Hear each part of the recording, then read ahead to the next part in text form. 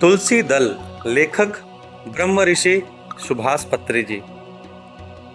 Jesus Jesus ने कहा है, मेरे पिता की सृष्टि में कई लोग हैं। तुम दूसरों के साथ जो करते हो वही तुम्हारे साथ भी होता है।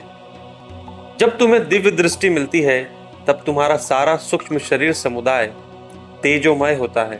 इस सांसारिक संपत्ति के लिए लड़ो मत, लेकिन ऊर्ध्वलोक की संपत्ति को पाने की कोशिश करो। जैसा जीसस ने कहा है वैसा करेंगे। जैसे ईसा मसीह जीवित रहे वैसे ही रहेंगे, बस और कुछ नहीं चाहिए। मुहम्मद, तुम्हें धरती पर अंकुर जैसे उगना चाहिए, ऐसा अल्लाह ने किया है। अब फिर धरती में भेजता है, नए रूप से और ऊपर लाता है। कुरान। हमें इस लोक में बार बार आना पड़ा है। यह पुनर्जन्म सिद्धांत ही इसका अंतरार्थ है। मुहम्मद मक्का शहर के पास हीरा नामक पर्वत की गुफा में ध्यान किया करते थे।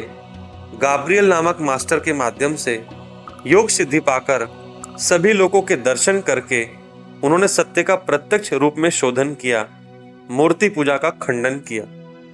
मुहम्मद महान योगी, महान प्रवक्ता।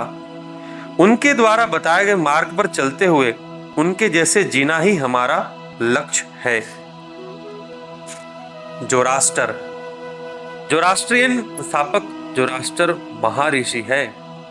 उनके द्वारा बताए गए अनमोल मोतियों में से एक मोती है, तुम्हारे पास जितना है उतने में हमेशा संतृप्त रहो, लेकिन आत्मा की प्रगति में तो कभी भी संतृप्त मत रहो।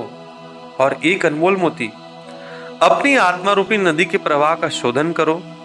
अपने परिणाम क्रम के बारे में सोचो, अपने पूर्व जन्मों के बारे में, पुण्यात्मा के बारे में, तुम किस लोक से आए हो इसके बारे में परिशोधन करो। यही जोरास्टर का संदेश है। जोरास्टर के बाद सभी परम आचार्य इसी परम सत्य को समझाते हैं। यही परम आचार है। आचार्य जो कहते हैं वही आचरणीय परम आचार है। जलालुद्दीन रूमी। पर्शिया देश के जलालुद्दीन रूमी एक महान सूफी संत है।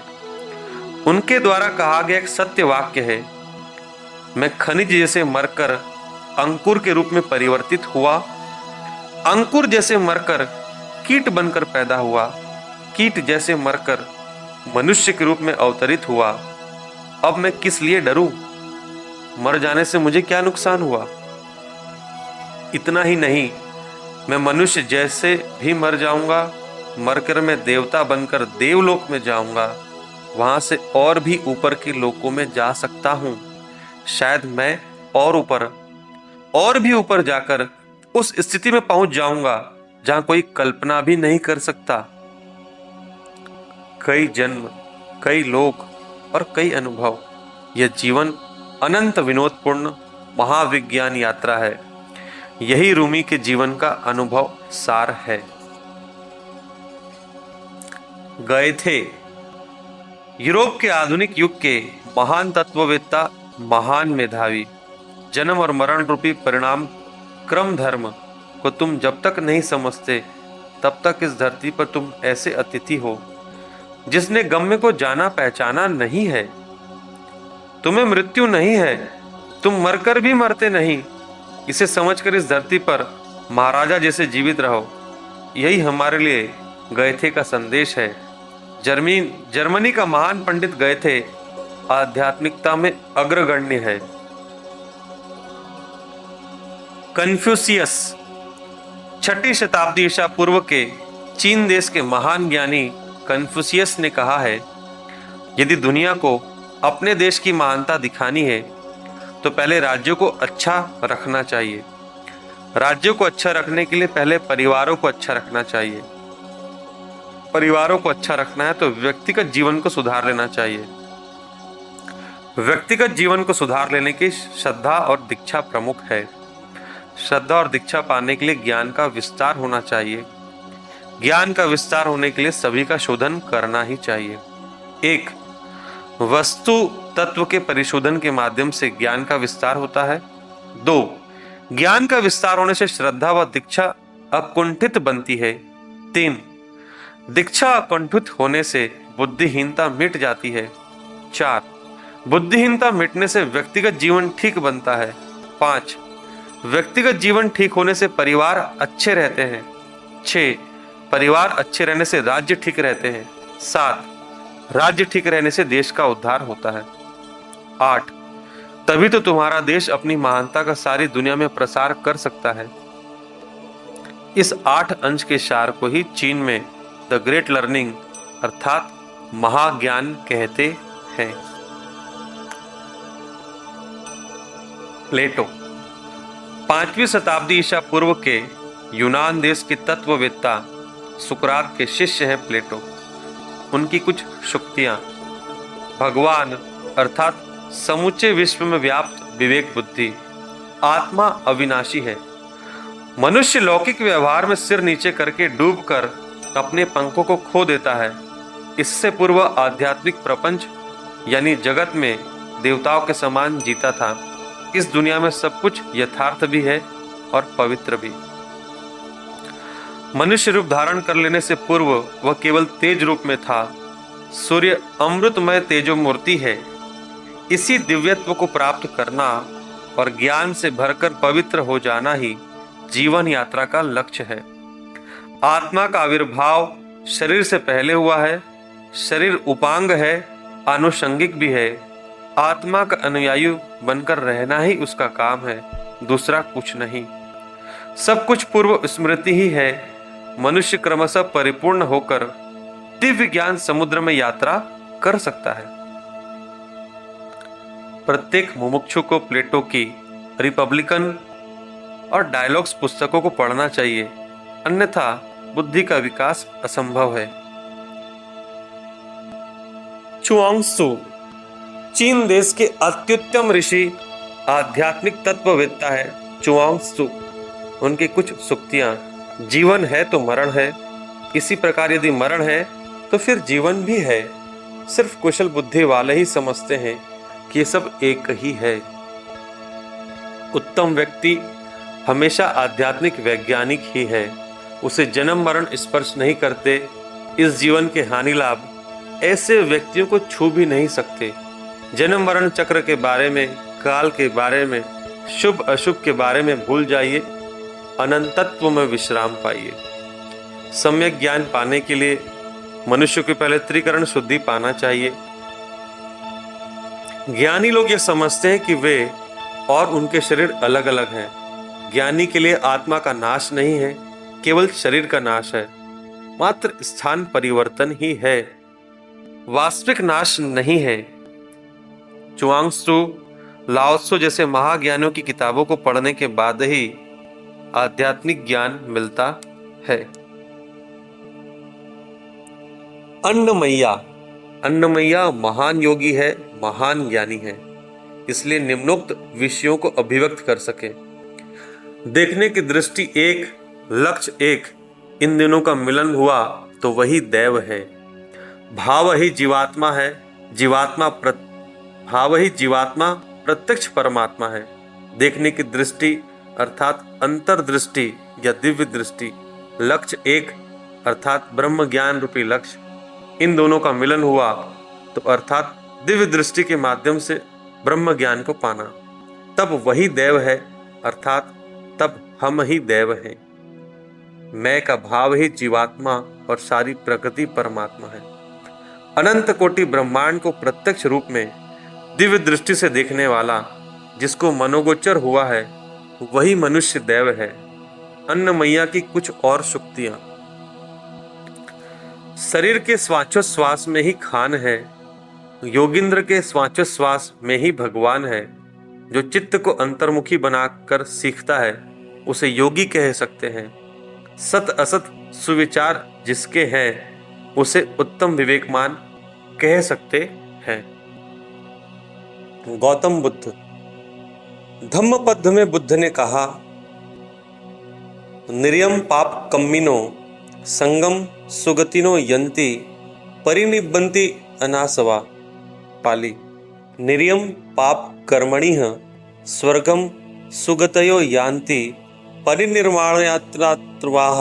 संस्कृत अर्थात पाप कर्म करने वाले नरक को, पुण्य कर्म करने वाले स्वर्ग को, मनोमालिन्य रहित महात्मा परिनिर्वाण को प्राप्त होते हैं। इसी प्रकार मुझसे पहले भी कई बुद्ध आए हैं और मेरे बाद भी कई बुद्ध आएंगे। बुद्ध बनो, बुद्धत्व की प्राप्ति करो, यही हमारे लिए गौतम बुद्ध का संदेश है। 4 आर्य सत्य। इन 4 परम सत्यों को गौतम बुद्ध ने समझ लिया है। 1. दुख सर्वत्र है। 2. तृष्णा ही दुख का मूल कारण है। 3. यह तृष्णा अविद्या से पैदा होती है। 4. अष्टांग मार्ग ही अविद्या का विनाशक है। अष्टांग मार्ग का अवलंबन करना ही शरणीय है। उसी से दुख राहित्य उपलब्ध होता है। तृष्णा अर्थात सीमित से अधिक, तृष्णा अर्थात मिति से कम, मध्य मार्ग को अपनाओ। तृष्णा ही दुख का प्रत्यक्ष कारण है। तृष्णा राहित्य से दुख राहित्य उपलब्ध होता है। दुख राहित्य ही निर्वाण है।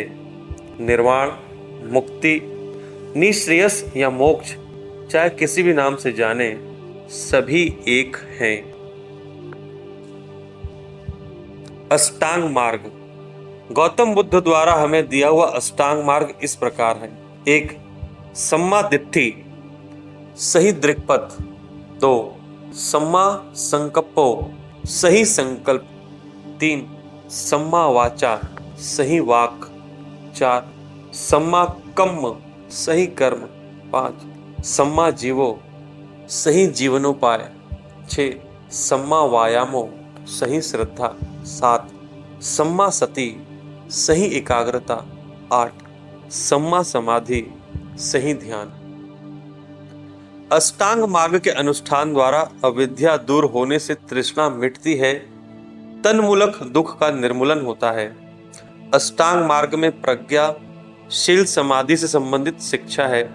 प्रज्ञा सही दृक्पथ, सही संकल्प या इच्छा है। शील सही वाक, सही जीवनोपाय और सही कर्म। समाधि सही श्रद्धा, सही एकाग्रता और सही ध्यान।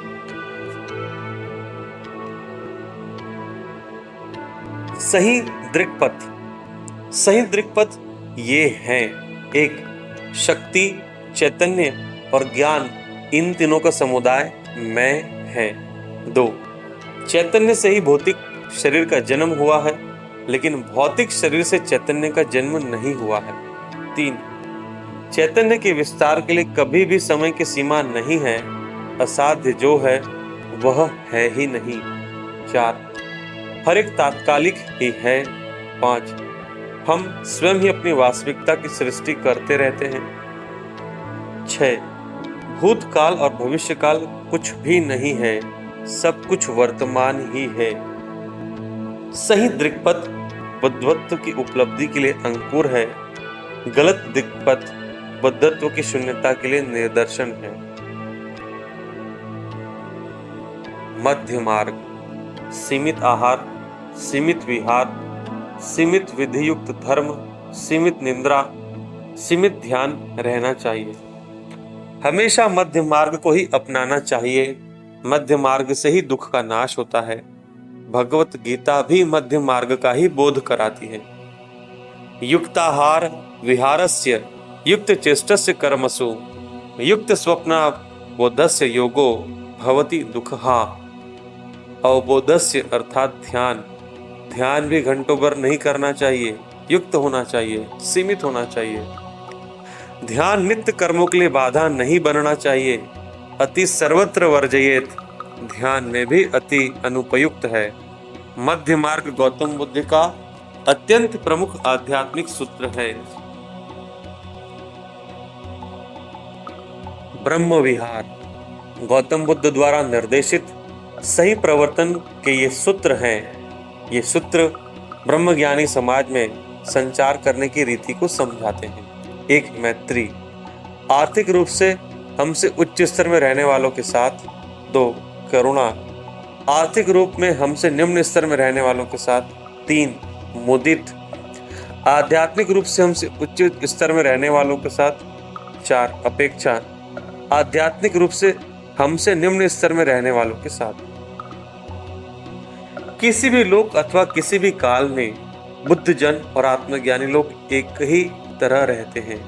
उनकी आचरण पद्धति ही ब्रह्म विहार है। धम्म पद में महात्मा बुद्ध द्वारा कही गई कुछ अमूल्य बातें। अभिदरत कल्याणे, अभित्वरेत कल्याणे, मंगलदायक कर्मों को जल्दी करना चाहिए। आरोग्य परमा लाभा, संतुष्टि परम धनम, विश्वास परमा ज्ञाति, निब्बनाम परम सुख। आरोग्य परमो लाभः, संतुष्टि परम धनम, विश्वास परमा ज्ञाति, निर्वाणम परम सुखम। आरोग्य परम लाभ है, संतुष्टि परम धन है, विश्वास ही परम बंधु है, निर्वाण ही परम सुख है। सुख मत्तयेत्या लोके अथो पत्तयेत्या सुखा, सुखा सामग्यता लोके अथो ब्रह्मता सुखा। सुखा मातृयता लोकेत पितृयता सुखा, सुखा श्रवणता लोकेत ब्राह्मणता सुखा। इस लोक में मातृत्व धन्य है, पितृत्व भी धन्य है, श्रवणत्व धन्य है, ब्राह्मणत्व धन्य है। अपम तोत्तहि जायन्तो पप्पोति विपुलम सुखम, अप्रमत्तो ही ध्यायान प्राप्नोति विपुलम सुखम। अप्रमत्त होकर ध्यान करने वाला विपुल सुख को प्राप्त करता है। अपमादो अमत पदम, पमादो मच्चुनो पदम, अपमादो अमृत पदम, प्रमादो मृत्यो पदम। जागरूकता ही अमृतत्व है, निंद्रा ही मृत्यु के समान है। अत्ताहि अत्तनो नाथो, धम्म पद में बुद्ध ने इस प्रकार कहा है। अत्तना चोदयतानम पटिमाने अत्तमत्तानाम, आत्मनाम चोदये तात्मनाम प्रतिवसेदात्मनाम आत्मनाह। हे श्रवण, तुम अपने आप को चलाओ, तुम अपने आप की परीक्षा कर लो। शुद्धि अशुद्धि पंचतत्तनम नाज्जन अज्जन विशुद्धये, शुद्धि अशुद्धि प्रत्यात्मनम नान्योन्य विशोधयेत। शुद्धि अशुद्धि अपने से संबंधित है, एक दूसरे की शुद्धि नहीं कर सकते। अत्ताहि अत्तनो नाथो, अत्ताहि अत्तने गति, आत्म हत्यानहो नाथः, आत्म तान्मनो गति है। आत्मा को आत्मा ही प्रभु है, आत्मा को आत्मा ही गति है। अर्थात अपने लिए आप ही प्रभु है, अपने लिए आप ही गति है। बुद्ध की दृष्टि में ब्राह्मण, जिसने निर्वाण स्थिति को प्राप्त किया है, वही ब्राह्मण है। बुद्ध ने धम्मपद में इस प्रकार का विवरण दिया है। न चाहम ब्राह्मणम भूमि यो निजम मत्ति संभवम, न चाहम ब्राह्मणम ब्रवीमि यो निजम मात्र संभवम।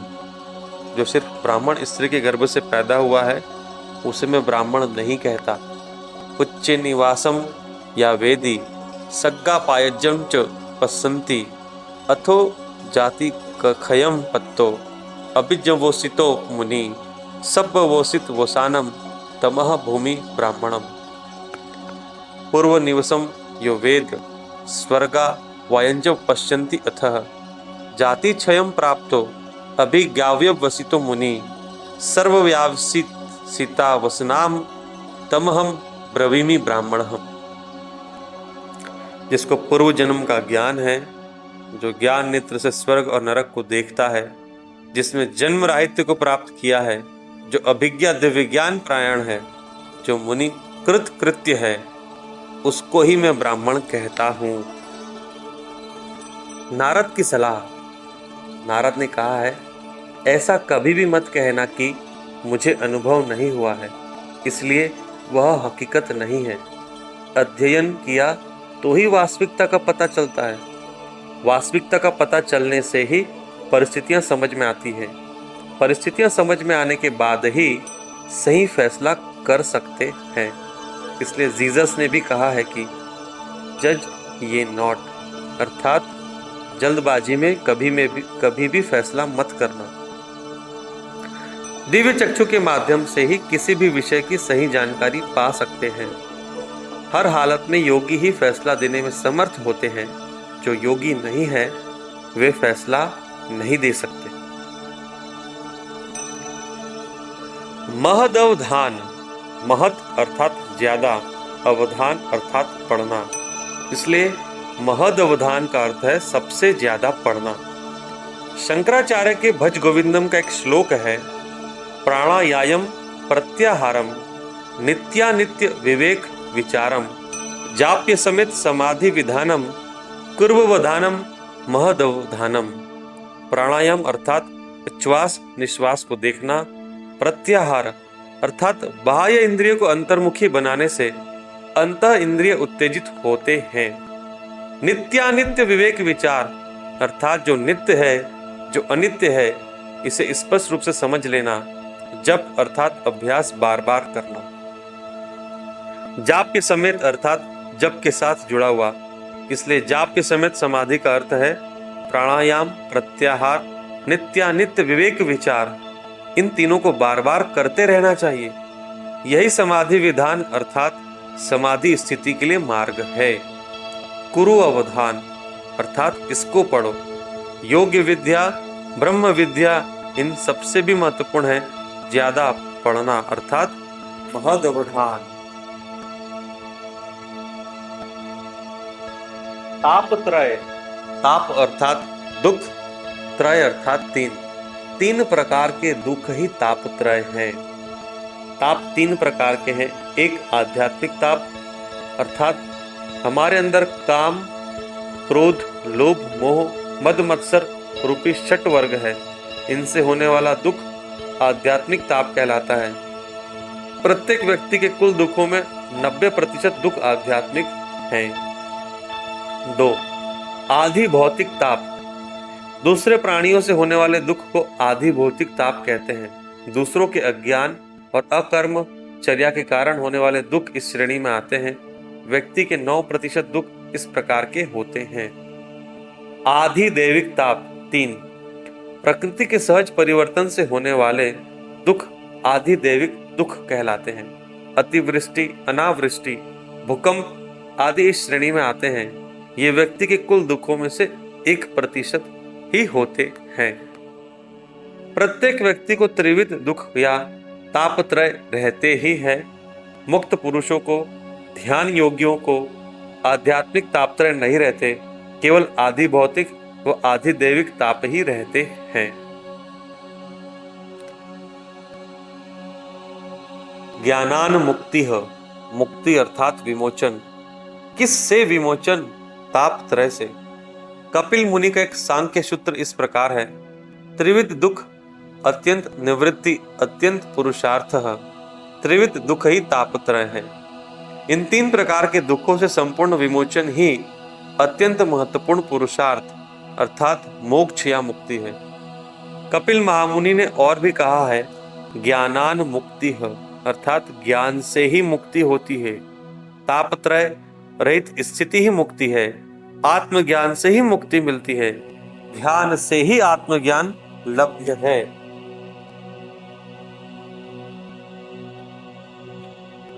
पंच विशंति, विशंति अर्थात 100 का 5वां भाग यानी 20। पंच अर्थात 5 अर्थात पंच विशंति हुआ 25। पुरुष व प्रकृति का मिलन ही सृष्टि है। सृष्टि ने 25 तत्वों को अपने में शामिल किया है। 25 तत्वों से बनी सृष्टि में पुरुष मूल चैतन्य का भाग है अर्थात जीव।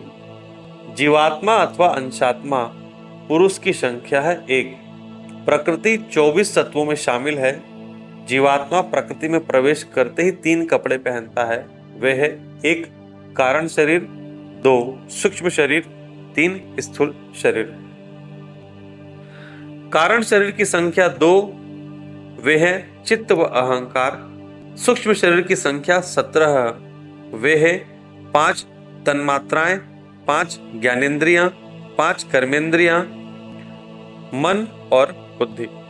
तन्मात्र का अर्थ है पंच महाभूत के सूक्ष्म रूप। स्थूल शरीर की संख्या है 5, वे ही पंच महाभूत है। इस प्रकार इस भौतिक लोक में भौतिक देहधारी जीव की संख्या है पंचविंशति, 1 धन 2 धन 17 धन 5 बराबर 25।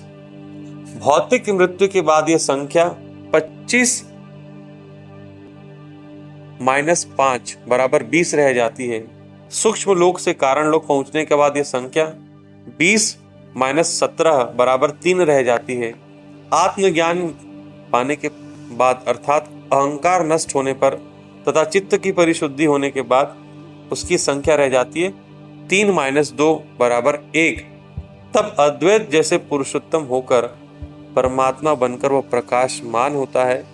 यही कपिल महामुनि प्रणीत सांख्य योग का सार है।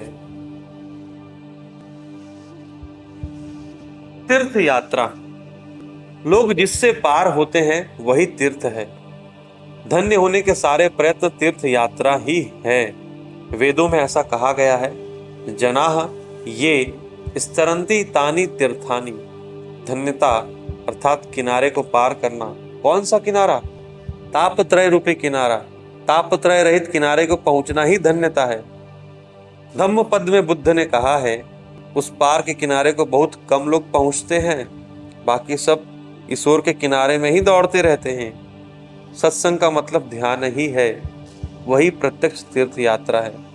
सज्जन सांगत्य, सदग्रंथ पठन, ये दोनों परोक्ष तीर्थ यात्राएं हैं। तीर्थंकर गोत्र बंध। तीर्थंकर अर्थात आध्यात्मिक अध्यापक, गोत्र अर्थात रीति, इसलिए तीर्थंकर गोत्र बंध का अर्थ है आध्यात्मिक अध्यापकों से बंधन। सभी सीखने के बाद अंत में दूसरों को सिखाने के लिए फिर जन्म लेते हैं, अर्थात हमें मुक्त पुरुष होने के बाद भी मुक्ति के बारे में दूसरों को सिखाने का धर्म और कर्तव्य अभी बाकी रहता है। वही तीर्थंकर गोत्र बंध है।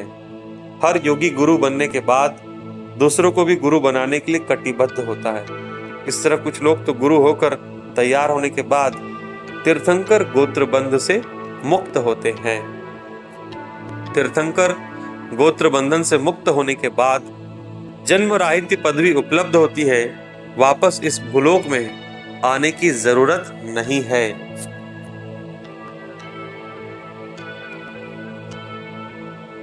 यजुर्वेद में धीर। सीरा युञ्जन्ति कवयो युगा पितन्वते पृथक धीरा देवेषु सुमन्या। यजुर्वेद 12 भागित 67। कवयः विद्वांस क्रांत दर्शना क्रांत प्रज्ञा धीराः यानी ध्यानवंतो योगिनः पृथक यानी विभागेन।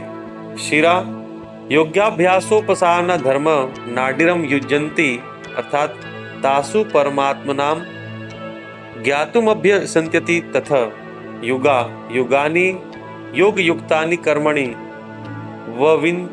वतिन्वते विस्तारयन्ति य एव कुर्वन्ति ते देवेषु विद्वषु योगिषु सुमन्या सुखे नैन स्थित तथा परमानंदनम यु जंति प्राप्नतु वन्ते इत्यर्थः। दयानंद व्याख्या। विद्वान, योगी, ध्यानी लोग उपासना योग के लिए विभिन्न नाड़ियों का उपयोग करते हैं। परमात्मा के साक्षात्कार के लिए उपासना योग का अभ्यास करते हैं, योग का निरंतर विस्तार करते हैं। योगाभ्यासियों से प्रशंसा पाकर परमानंद भरित होते हैं। पंडित गोपदेव के आधार पर योगाभ्यास करते कराते रहने वाले ही सही अर्थ में धीर हैं। महावाक्य। निम्नलिखित उपनिषद वाक्यों को महावाक्य कहते हैं। 1. प्रज्ञानम ब्रह्म। प्रज्ञान अर्थात परिपूर्ण ज्ञान, मूल चैतन्य को समझना ही परिपूर्ण ज्ञान है, वह प्रज्ञान ही ब्रह्म है। 2. अहम ब्रह्मास्मि। मैं कहने वाला पदार्थ ही वह प्रज्ञान, वह मूल चैतन्य, वह विश्वात्मा, वह ब्रह्म है। 3. अयम आत्मा ब्रह्म। मेरी आत्मा ही ब्रह्म है, विश्वात्मा है। 4. तत्वमसि। तुम भी वही हो, वही विश्वात्मा, वही प्रज्ञान। 5. सर्वम खल्विदम ब्रह्म। जो है वह सभी ब्रह्म ही है, प्रज्ञान ही है। विश्वात्मामय ही है। दृष्टा व ऋषि जिसने ध्यान में सभी अनुभवों को एकत्र करके समझ लिया है, उसके लिए ये सभी सूत्र अखंड सत्य सूत्र है।